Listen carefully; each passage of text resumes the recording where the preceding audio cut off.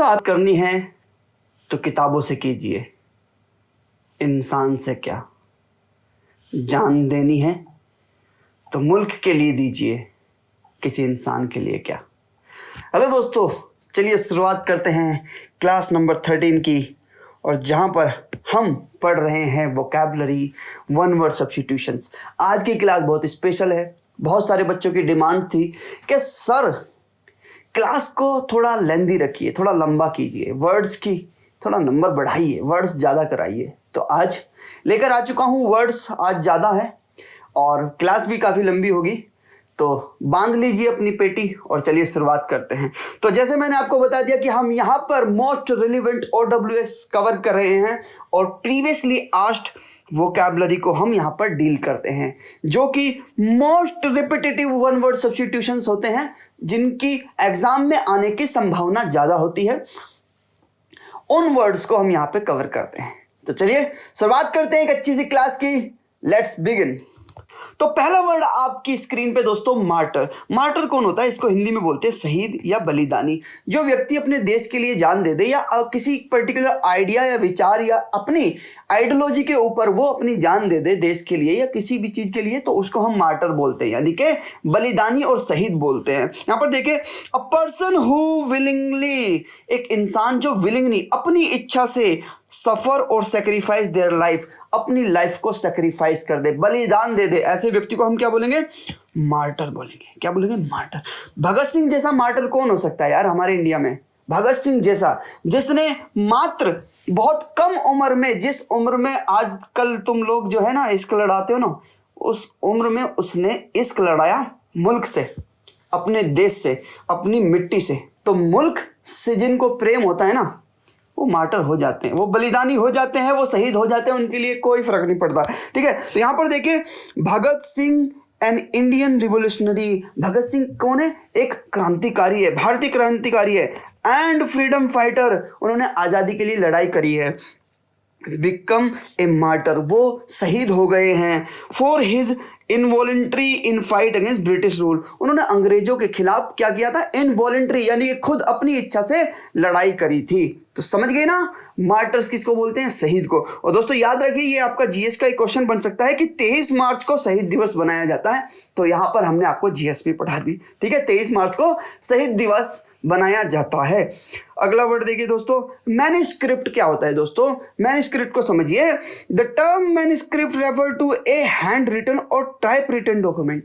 कोई हाथ से लिखा गया डॉक्यूमेंट्स हो या फिर कोई टाइपिंग से किया गया डॉक्यूमेंट्स हो, जो अभी पब्लिश नहीं हुआ है, जो अभी प्रिंट नहीं हुआ है, ऐसा कोई डॉक्यूमेंट्स को हम मैन्युस्क्रिप्ट बोलते हैं। आपने देखा होगा कि संस्कृत के बहुत सारे मैन्युस्क्रिप्ट्स हैं हमारे, यानी कि हमारे पास क्या है? हस्तलिखित डॉक्यूमेंट्स है संस्कृत के, काफी और अलग अलग लैंग्वेज के भी मैन्युस्क्रिप्ट हमारे पास है। ठीक है, तो ऐसे डॉक्यूमेंट्स जिनको हाथ से लिखा गया है या हाथ से टाइप किया गया है, ऐसे डॉक्यूमेंट्स को हम मैन्युस्क्रिप्ट बोलते हैं। दोस्तों मेनू का मतलब समझिए। मेनू का मतलब होता है हैंड से। आपने सुना हो ना मैनुअल, ये कि कोई भी काम मैनुअली कीजिए, यानी हाथ से कीजिए। तो किसी भी वर्ड में मेनू आ जाए तो समझ लेना कि हाथ से रिलेटेड है। और स्क्रिप्ट का मतलब होता है लिखना, राइट करना। तो मैन्युस्क्रिप्ट यानी हाथ से लिखा गया कोई या हाथ से टाइप किया गया कोई लिटन लेटर, उसको हम क्या बोलेंगे? मैन्युस्क्रिप्ट बोलेंगे। दोस्तों क्या बोलेंगे? मैन्युस्क्रिप्ट बोलेंगे। यहां पर देखिए, the author submitted her complete manuscript to the publisher. Author जो है ना, उसने अपना कंप्लीट मैन्युस्क्रिप्ट है जो हाथ से लिखा है, वो उसने किसको दे दिया? पब्लिशर को दे दिया। फॉर रिव्यू एंड प्रिंट, कि इसको रिव्यू की करिए एक बार और इसको प्रिंट कर दीजिए। समझ गए ना? अगला वर्ड देखिए दोस्तों, मैट्रिसाइड। दोस्तों अगला वर्ड है मैट्रिसाइड। साइड शब्द का मतलब होता है किल करना, किसी को, किलिंग। और मैटर का मतलब होता है माता, यानी कि अगर कोई अपनी ही माता का, अपनी ही मम्मी की क्या कर दे? डेथ कर दे, उसको किल कर दे, तो उसको हम क्या बोलेंगे? मैट्रिसाइड बोलते हैं। ठीक है दोस्तों, और यहां पर देखिए इंग्लिश में, the killing of one's mother, अपनी माता की हत्या करने को ही हम मैट्रिसाइड बोलते हैं। मैटर का मतलब मदर से होता है और साइड का मतलब किलिंग से, यानी मैट्रिसाइड यानी माता की किलिंग करने को ही मैट्रिसाइड कहते हैं। अच्छा यहाँ पर देखिए, the news reported a disturbing case of matricide. News ने रिपोर्ट किया एक बहुत ही डिस्टर्बिंग, क्योंकि ऐसी न्यूज सुनकर बहुत डिस्टर्ब हो जाते हैं ना, तो डिस्टर्बिंग केस एक सामने आया है मैट्रिसाइड का, जहाँ पर मातृ हत्या का एक केस आया है। As the son was arrested for murder of his own mother. उस बेटे को क्या कर लिया है, उस सन को अरेस्ट कर लिया है, क्योंकि वो किस जुल्म में अरेस्ट किया गया, अपनी ही मदर की उसने हत्या कर दी है, मैट्रिसाइड कर दी है। और दोस्तों आपने ये केस सुना भी होगा, अभी ज़्यादा पुराना नहीं है। एक बच्चा जो पबजी खेलता था उसने अपनी मम्मी की मैट्रिसाइड कर दिया था, ठीक है। तो ये एक बहुत ही ज़्यादा हार्श, बहुत ही ज़्यादा डिस्टर्बिंग न्यूज़ होती है, ठीक है। ऐसा कुछ सुनने में आता है तो बहुत ज़्यादा डिस्टर्ब करता है। चलिए अगला वर्ड देखिए, मॉर्चरी। मॉर्चरी एक ऐसी जगह होती है जहां पर मुर्दों को रखा जाता है, शवगृह इसको हिंदी में हम बोलते हैं। और यहां पर देखिए, a place or room building in which dead bodies are kept, जहां पर मुर्दों को रखा जाता है बिफोर दे आर बरीड, जब मतलब उनको दफनाने से पहले या उन क्रीमेशन करने से पहले, उनका अंतिम संस्कार करने से पहले उनको जिस जगह पर रखा जाता है उसको हम क्या बोलते हैं, मॉर्चरी बोलते हैं, ठीक है। यहाँ पर देखिए, मॉर्चरी एक तरह का जगह होती है जहां पर मुर्दों को रखा जाता है। यहाँ पर देखिए, the family gathered at the mortuary to make arrangement for the funeral. Family कहाँ गैदर हुई है, इकट्ठा हुई है, कहाँ पे, मॉर्चरी के पास, शवगृह के पास इकट्ठा हुई है, फॉर फ्यूनरल उसके अंतिम संस्कार के लिए, and view their loved one for the last time, और वो अपने लव्ड वन को, जिसको प्यार करते थे, उसको आखिरी बार देखने के लिए आए हैं। मॉर्चरी समझ में आ गया। अगला वर्ड देखिए, नार्सिसिस्ट। दोस्तों नार्सिसिस्ट मैंने आपको एक वर्ड पढ़ाया था पहले, इगोइस्ट, ठीक है। इगोइस्ट और नार्सिसिस्ट दोनों का मतलब एक ही होता है। इगोइस्ट भी एक ऐसा व्यक्ति होता है जो खुद पे फोकस करता है, जो खुद की सेल्फ इंपोर्टेंस पे फोकस करता है, और नार्सिसिस्ट भी एक ऐसा व्यक्ति होता है जो खुद की सेल्फ इंपोर्टेंस पे फोकस करता है। यहाँ पर देखिए, अ पर्सन हु एडमायर हिमसेल्फ और हर सेल्फ टू मच, जो खुद को एडमायर करे, जो खुद की तारीफ करे बहुत ज़्यादा, स्पेशली हिज अपीयरेंस, अपनी अपीयरेंस को कि कैसा दिख रहा है वो, उसकी ज़्यादा, बहुत ज़्यादा प्रशंसा अगर वो करे तो इसको हम बोलते हैं नार्सिसिस्ट बिहेवियर, यानी कि खुद की प्रशंसा करने वाला व्यक्ति, ठीक है। यहाँ पर ये देखिए, ये लेडीज नार्सिसिस्ट एक्ट कर रही है कि देखिए मैं हूँ सबसे अच्छी। तो ये व्यक्ति जो होते हैं ना, ये बहुत ही ज़्यादा सेल्फ सेंटर्ड होते हैं, यानी कि खुद पर ज़्यादा फोकस करते हैं। ईगो सेंट्रिक हम इनको बोल सकते हैं। ईगो का मतलब होता है आई, और सेंट्रिक मतलब अपने ऊपर ही सेंट्रिक होना, यानी कि अपने ऊपर ही केंद्रित होना। तो ईगो सेंट्रिक भी हम इनको बोल सकते हैं। हिंदी में अहंकारी और आत्ममुक्त इनको बोलते हैं। यहाँ पर देखिए, राहुल्स एक्स पार्टनर, जो राहुल का एक्स पार्टनर है वो जो नार्सिसिस्ट, वो एक नार्सिसिस्ट है, अहंकारी है। Who constantly belittling his achievement, जो उसके अचीवमेंट्स है, जो उसने अचीव किया है, उसको बिलिटल करता है, उसको छोटा करता है, उसको नीचा दिखाता है। And demanding constant praise and attention, और वो कांस्टेंट प्रेज यानी तारीफ मांगती है और अटेंशन चाहती है वो, यानी कि मेरे पे अटेंशन करो, केवल मेरी प्रेज करो, मेरी तारीफ करो, वो ये चाहती थी, ठीक है। तो ऐसे व्यक्ति को हम क्या बोलेंगे, नार्सिसिस्ट बोलेंगे।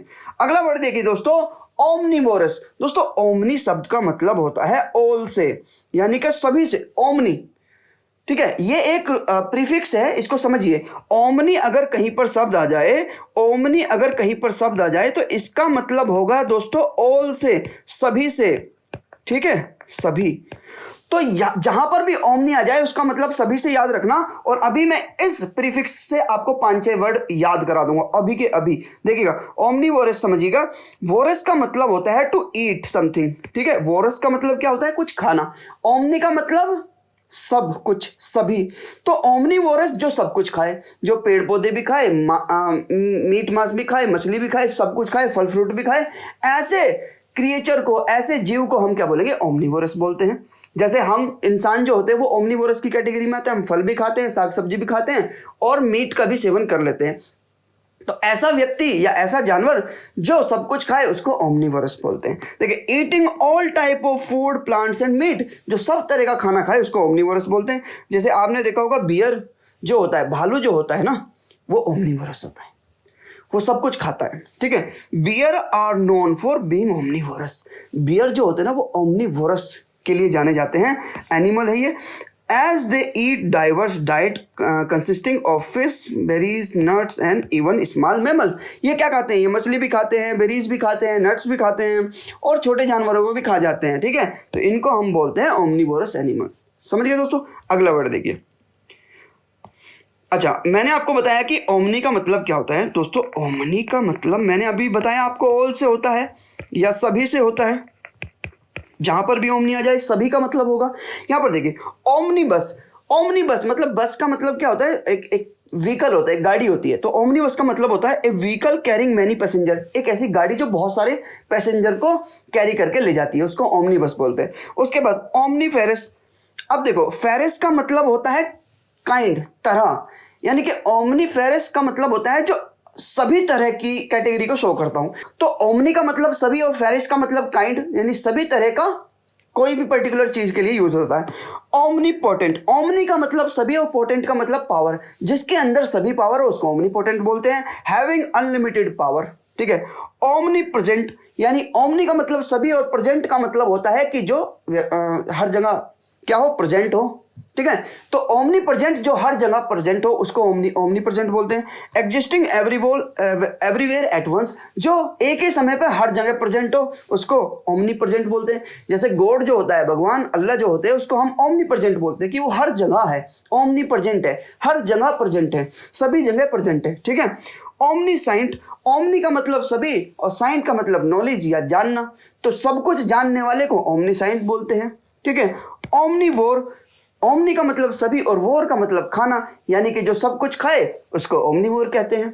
तो समझे ना, रूट वर्ड की हेल्प से हम इजीली बहुत सारे वर्ड्स को कवर कर सकते हैं। अगला वर्ड देखिए दोस्तों, ओपेक। ओपेक का मतलब होता है जिसके आर पार ना दिखाई दे, यानी कि अपारदर्शी।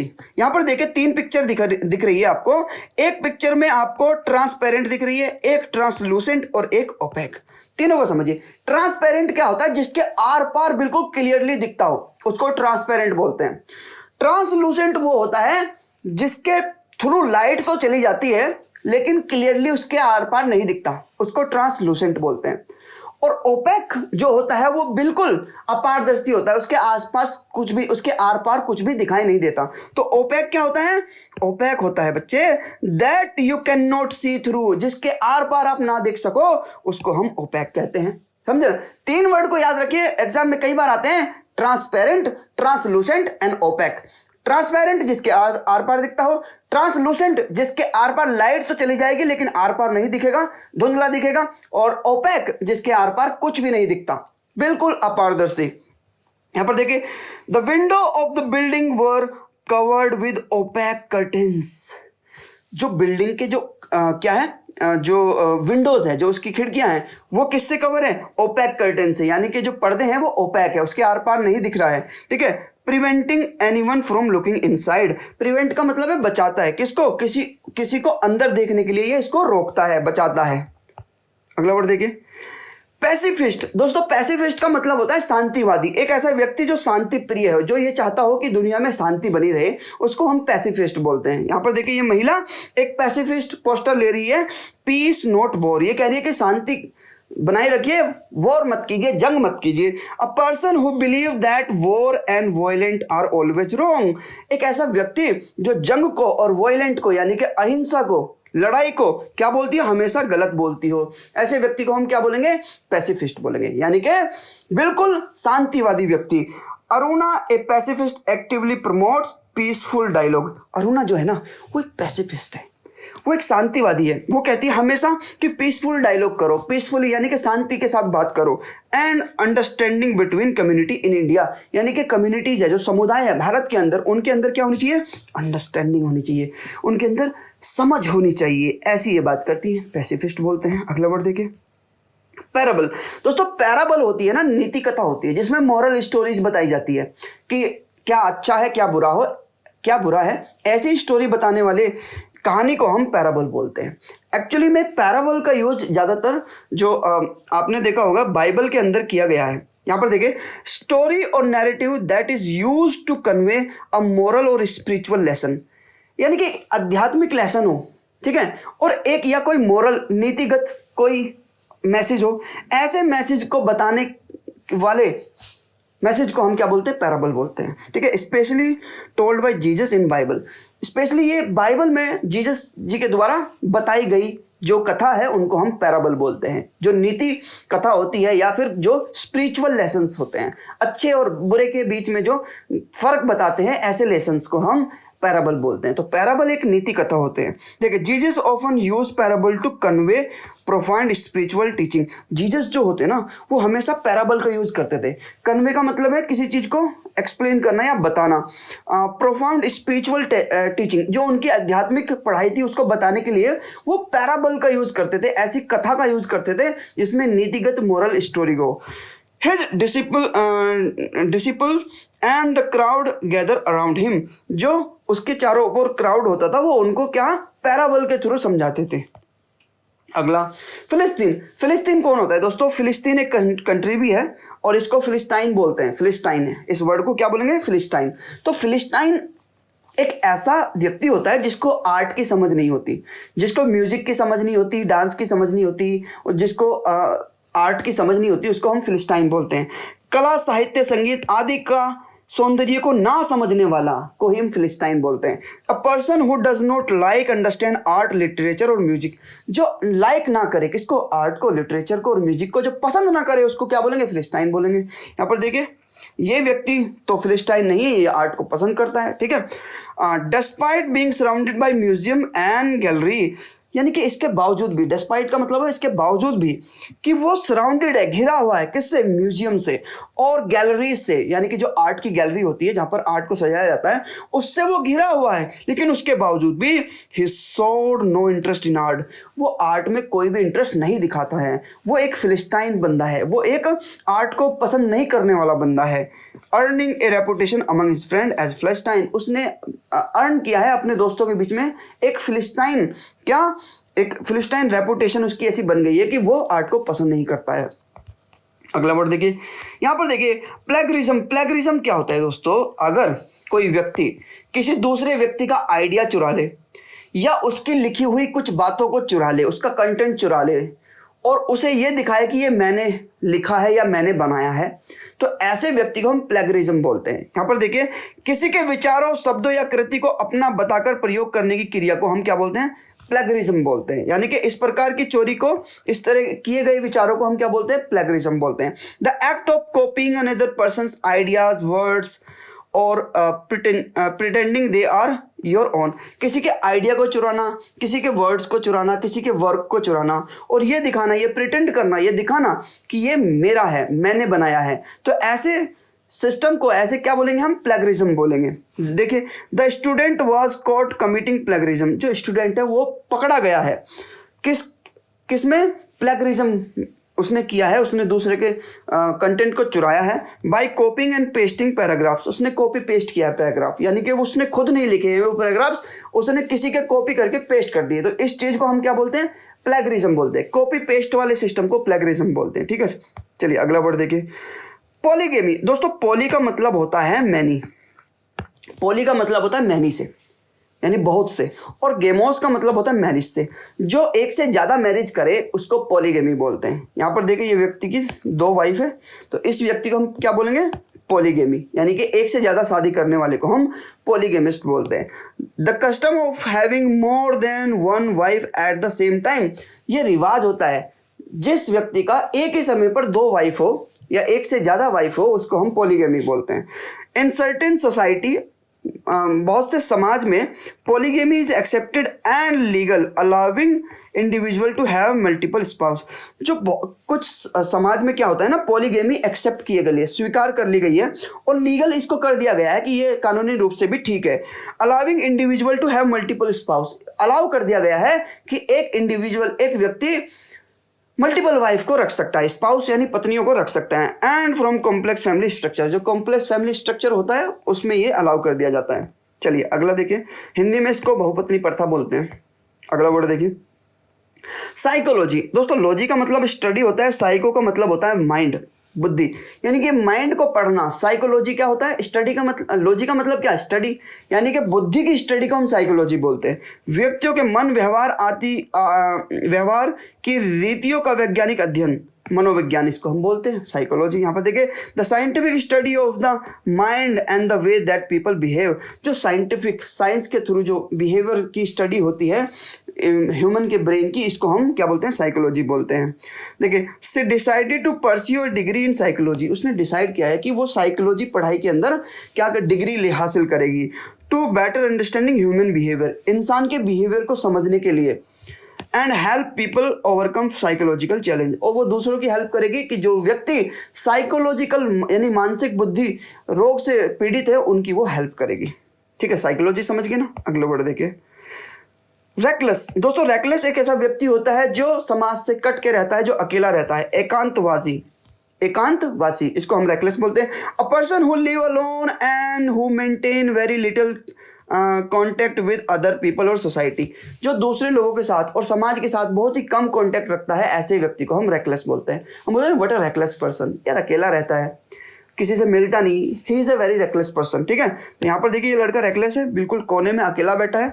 ये अंकल जी देखिए रेकलेस है, बहुत ही अकेले बैठे हुए हैं। तो ऐसा व्यक्ति जो बहुत ही एकांत में रहना पसंद करता हो, अकेला, समाज से कट के, दूसरों से कट के रहना पसंद करता हो, ऐसे व्यक्ति को हम रेकलेस पर्सन बोलते हैं।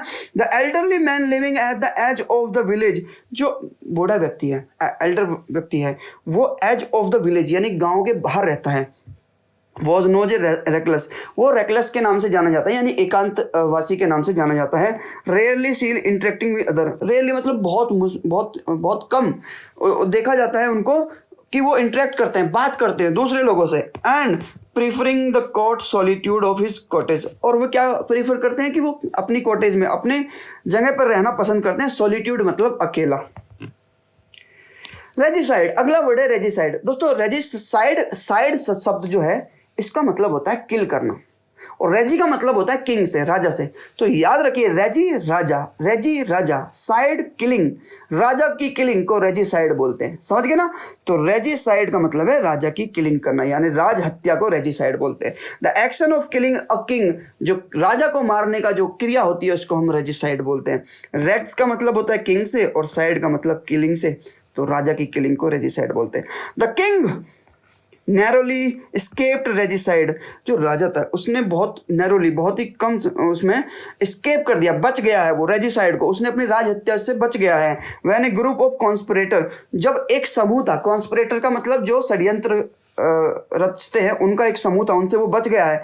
Plotted to the assassinate him, जो प्लॉट किया गया था। देखो, षड्यंत्र को रचा जाता है तो रचने को बोलते हैं प्लॉटेड, यानी कोई षड्यंत्र रचने को क्या बोलते हैं, कॉन्स्पिरेट्स, प्लॉटेड। ठीक है, और असैसिनेट का मतलब होता है किसी के राजनीतिक हत्या करना। ठीक है, राजनीतिक कारण से किसी को मार देने को वो असैसिनेशन बोलते हैं। तो ठीक है, अगला वर्ड देखिए, सैनिटोरियम। दोस्तों, सैनिटोरियम होता है एक ऐसा हॉस्पिटल होता है जहां पर कुछ ऐसे मरीजों को रखा जाता है जो बहुत लंबे समय से वो डिजीज है उनके अंदर, क्रोनिक डिजीज होती है, जो बहुत लंबे समय से उनकी वो बीमारी चलती आ रही है, तो ऐसे हॉस्पिटल को हम सैनिटोरियम बोलेंगे। और दोस्तों, टोरियम जो होता है ना, ये किसी प्लेस के लिए यूज होता है, जैसे आपने सुना होगा कि ऑडिटोरियम, ठीक है, सैनिटोरियम। तो ये टोरियम ओरियम जो शब्द होता है ये होता है किसी प्लेस के लिए।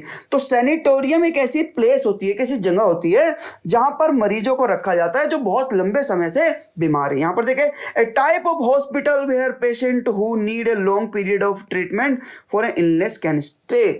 तो ये ऐसे मरीजों के लिए बना होता है जो बहुत लंबे समय से बीमार है। ठीक है, उनको ठीक करने के लिए ये एक हॉस्पिटल होता है, सैनिटोरियम बोलते हैं। She was admitted to a sanatorium, उसको सैनिटोरियम में एडमिट किया गया है। Where she received specialised treatment and restorative care, जहाँ पर वो रिसीव कर रही है, प्राप्त करिए, कौन, स्पेशलाइज्ड ट्रीटमेंट, उसका इलाज हो रहा है, एंड उसकी रिस्टोरेटिव केयर हो रही है, यानी कि रिस्टोर किया जा रहा है, उसको वापस से ठीक किया जा रहा है। अगला वर्ड देखिए, सेकुलर। दोस्तों, हमारी कंट्री सेकुलर है, आपको पता है, हमारी जो देश है वो धर्मनिरपेक्ष है, यानी कि गवर्नमेंट ये कहती है हमारे देश की, हमारा देश का कानून ये कहता है कि हमारा देश धर्मनिरपेक्ष है, यानी कि गवर्नमेंट का कोई धर्म नहीं है। हाँ, आप अपना अपना धर्म अपना आप प्रैक्टिस कर सकते हो, जिसको हिंदू बनना है वो हिंदू बनिए, जिसको मुस्लिम बनना है वो मुस्लिम बनिए, लेकिन सरकार ये नहीं कह सकती कि हमारी सरकार हिंदू की है या हमारी सरकार मुस्लिम की है। तो सरकार का कोई धर्म नहीं होता, गवर्नमेंट इज सेकुलर। ठीक है, we are the secular country, हम एक सेकुलर कंट्री है। ठीक है, हम एक धर्मनिरपेक्ष कंट्री है, हमारा कोई रिलीजन नहीं है सरकार का। ठीक है, तो सेकुलर का मतलब होता है means not related to influence by religion, जो कोई आइडिया या कोई विचार या कोई गवर्नमेंट जो रिलीजन से इन्फ्लुएंस ना हो, प्रभावित ना हो, ऐसी सरकार को सेकुलर गवर्नमेंट बोलते हैं। नॉन रिलीजियस, जो धार्मिक ना हो, ठीक है। India is a secular country where people of different religion coexist. India एक क्या है, एक सेकुलर कंट्री है, एक धर्मनिरपेक्ष कंट्री है, जहां पर जो डिफरेंट अलग अलग तरह के धर्म को एग्जिस्ट करते हैं, यानी एक साथ रहते हैं बड़े peacefully, and have the freedom to practise their faith without discrimination. और उनको आज़ादी है कि वो बिना किसी मतभेद के, बिना किसी डिस्क्रिमिनेशन के अपना अपना रिलीजन प्रैक्टिस कर सकते हैं। यहाँ पर देखिए इस पिक्चर में सेकुलरिज्म के लिए बढ़िया डिपिक्शन है कि यहाँ पर दिख रहा है कि सभी धर्म के लोग एक साथ खड़े होकर पिक्चर खिंचा रहे हैं, तो इसको बोलते हैं सेकुलर, धर्मनिरपेक्ष, कि हमारा देश धर्मनिरपेक्ष है, हमारी सरकार का कोई भी धर्म नहीं है। जब हम राष्ट्रीय गान गाते हैं, ठीक है, तो हम उस टाइम अपना धर्म भूलकर हम सेकुलर बन जाते हैं, हम धर्मनिरपेक्ष बन जाते हैं, हम एक हो जाते हैं, ठीक है। सोलिलैक्वी, दोस्तों लैक्वी का मतलब होता है स्पीच या स्पीक, बोलना कुछ, और सोलोस का मतलब होता है अलोन। जैसे होता है ना सोलो परफॉर्मेंस, की अकेले परफॉर्मेंस करनी है, तो सोलो का मतलब होता है अकेले से, और लैक्वोस का मतलब होता है लैक, मतलब स्पीच करने से। तो सोलो लैक्वी का मतलब होता है जब कोई अकेला व्यक्ति स्पीच करे स्टेज पे खड़ा होकर, soliloquy. A speech in a play in which a characters who is alone on the stage, stage पे अकेला होता है, स्पीक हिज और हर थॉट अलाउड, जो अपने जो थॉट्स होते हैं, अपने जो विचार होते हैं उनको स्पीक करता है, बोलता है। The act of speaking through allowed in this way, जोर जोर से बोलना, अकेले अपने थॉट्स को प्रेजेंट करने को हम सोलिलैक्वी बोलते हैं। यहाँ पर देखिए, at the sunset over the horizon सारा स्टूड ऑन द बीच, जो सनसेट है और सारा खड़ी है किस पे, बीच के ऊपर खड़ी है, एंड डिलीवर ए सोलिलैक्वी, और उसने जोर जोर से बोलना शुरू कर दिया, अपनी एकांत भाषण उसने देना शुरू कर दिया, आत्म भाषण देना शुरू कर दिया। एक्सप्रेसिंग हर डीपेस्ट डिजायर, उसने अपनी सबसे अच्छी, सबसे गहरी डीपेस्ट डिजायर जो इच्छा थी उसने उसको एक्सप्रेस किया है। And contemplating the choice that ले अहेड ऑफ हर, और उसने जो उसकी चॉइस थी उसको कंटेम्पलेट किया है कि वो आगे बढ़े, ठीक है। आगे चलते हैं। सुसाइड, दोस्तों साइड का मतलब होता है किल करना, और शिव का मतलब होता है सेल्फ से, यानी कि कोई अगर खुद को मार दे तो उसको सुसाइड बोलते हैं, आत्महत्या इसको बोलते हैं। The act of killing your self deliberately, यानी अपनी इच्छा से खुद को मार देने को सुसाइड बोलते हैं। शिव का मतलब वन सेल्फ, एंड साइड का मतलब किल, खुद को मार देने को सुसाइड बोलते हैं, ठीक है। और इंडिया में क्या, वर्ल्ड में बहुत बड़ी प्रॉब्लम है जहाँ पर बच्चे सुसाइड कर लेते हैं। तो सोसाइटी का प्रेशर होता है कि आपको ये करना है, लेकिन एक अच्छा व्यक्ति कौन होता है, एक जिसकी बुद्धि बहुत स्ट्रोंग हो। भगत सिंह सुसाइड के बारे में सोच भी नहीं सकते यार, कैरेक्टर ही ऐसा है उनका, तो कैरेक्टर स्ट्रोंग करिए अपना, ठीक है। आपके साथ परेशानियां हैं, ठीक है, भगत सिंह के साथ भी बहुत सारी परेशानियां रही होगी, लेकिन उसने अपनी परेशानियों को छोड़ करके उसने प्रायोरिटी दी है अपने देश को, अपने मुल्क को, अपने देश के लोगों को, अपने परिवार तक को वो भूल गया। तो आपकी प्रायोरिटी जब तक अच्छी नहीं होगी, आपके पास कोई एम होना चाहिए, कोई गोल होना चाहिए, कुछ करने के लिए होना चाहिए। जब आपके पास कोई बड़ा एम ही नहीं है, बड़ा गोल ही नहीं है, तो उसके बाद आपका फ्रस्ट्रेट होना बनता है। कुछ एम बनाइए, कुछ लाइफ में टारगेट बनाइए और उसको अचीव करने के लिए काम करना शुरू करिए। आप देखिए आप खुद में खुद मोटिवेट रहोगे, ठीक है। तो मोटिवेशन के लिए जरूरी नहीं कि आप संदीप महेश्वरी की वीडियो देखो, मोटिवेशन के लिए आपके पेरेंट्स की तरफ देखिए, आप देखिए वो किस तरह से स्ट्रगल कर रहे हैं, उनकी मजबूरियों को देखिए, और तब आपके अंदर जो मोटिवेशन आएगा ना, मोटिवेशन अंदर से आता है, वीडियो देख के नहीं आएगा, कोई स्टोरी पढ़ के नहीं आएगा, मोटिवेशन खुद से आएगा, खुद से। खुद आप अपनी मजबूरियों को देखिए, अपनी परेशानियों को देखिए, खुद अपने ऊपर फोकस कीजिए ना। आप दूसरे की लाइफ पे फोकस ज़्यादा कर रहे हैं ना, इस वजह आपकी लाइफ में मोटिवेशन नहीं है। हम भी पहले जब हम 12th क्लास से निकले थे, कॉलेज में गए थे, तो हमें नहीं पता था कि मोटिवेशन की असली डेफिनेशन क्या होती है। हम देखते थे कि दूसरों की लाइफ से और वो मोटिवेशन स्पेस सुन लिया, 5-10 मिनट पूरा मोटिवेट रहे, उसके बाद फिर खुश हो जाते। तो मोटिवेशन जो होता है ना, वो इंटरनल होता है, वो अंदर से आएगा, आपकी अपनी प्रॉब्लम से आएगा। आपकी क्या प्रॉब्लम्स है उसको आप एड्रेस करिए, आपके जीवन में आप क्या अचीव करना चाहते हैं और आपने कितनी परेशानियों को देखा, उनको आप एड्रेस करिए, और उसके बाद अपने अंदर से वो मोटिवेशन लाइए कि हाँ मुझे कुछ अच्छा करना है। तो this is the real motivation, ठीक है। यहाँ पर देखिए, the alarming rise in suicide rates highlights the urgent need for comprehensive mental health. जो राइज है, सुसाइड के जो पैरामीटर है वो बढ़ता जा रहा है। और इसमें रिक्वायरमेंट है कि हम कॉम्प्रिहेंसिव मेंटल हेल्थ सपोर्ट करें, यानी कि बहुत डिटेल में हम क्या करें कि मेंटल हेल्थ की सपोर्ट दें, ठीक है, जहाँ पर आपको समझाया, आपके साथ कोऑर्डिनेट किया जाए कि आप जो है आपके साथ सपोर्ट दी जाए सरकार के द्वारा कि आपकी मेंटल हेल्थ अच्छी रहे। एंड सुसाइड प्रिवेंटिंग एफर्ट्स, कुछ ऐसे एफर्ट्स लगाने चाहिए जिसमें सुसाइड को रोका जा सके, प्रिवेंट किया जा सके। अगला वर्ड देखिए, ट्रांसलूसेंट। दोस्तों मैंने आपको बता दिया था कि ट्रांसपेरेंट क्या होता है, बिल्कुल एकदम जिसके आर पार दिखे। ट्रांसलूसेंट क्या होता है, जो लाइट तो उसके थ्रू चली जाएगी लेकिन धुंधला धुंधला दिखेगा, साफ नहीं दिखेगा, तो ये देखिए ट्रांसलूसेंट। और ओपेक क्या होता है, बिल्कुल जिसके आर पार कुछ भी ना दिखे उसको हम ओपेक कहते हैं। चलिए खत्म हो जाती है वीडियो यहीं पे। थैंक यू सो मच दोस्तों, आपके सपोर्ट के लिए बहुत बहुत धन्यवाद। आज की वीडियो कैसी लगी कमेंट करके जरूर बताइएगा।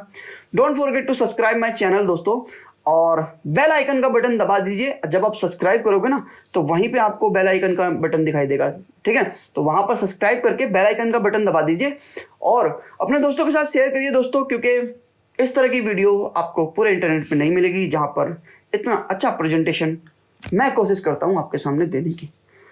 चलिए दोस्तों, अपने सजेशन जरूर दीजिएगा कि आपको ये क्लास कैसी लगी। मिलते हैं नेक्स्ट क्लास में, जब तक के लिए bye bye, tata, take care.